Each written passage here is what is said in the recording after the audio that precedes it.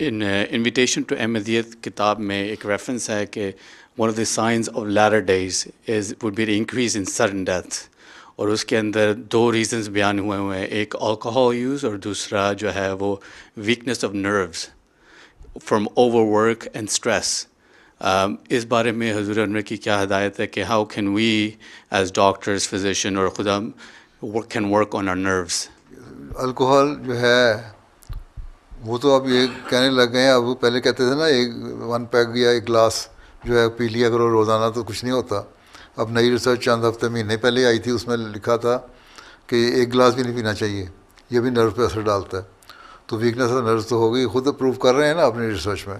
تو جس طرح جا رہے ہیں آخر میں الٹیمیٹلی ان کو کرنا پڑے گا کہ یہ چیزیں نقصان دہ ہیں، اور اسی کی وجہ سے پھر جو اسٹریس پیدا ہوتا ہے، ٹھیک ہے، اگر اسٹرانگ نروز ہوں تو ذرا سی بات پہ آدمی اسٹریس تو نہیں لیتا نا، اور جو اسٹریس ہوتا ہے تو اس کا پھر آگے دوسرا اثر یہ ہوتا ہے کہ ڈپریشن میں چلا جاتا ہے انسان۔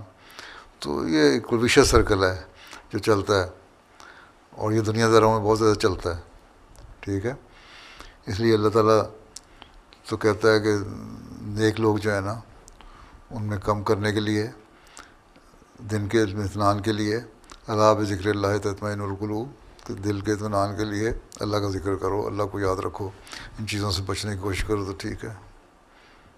جزاک اللہ خیر۔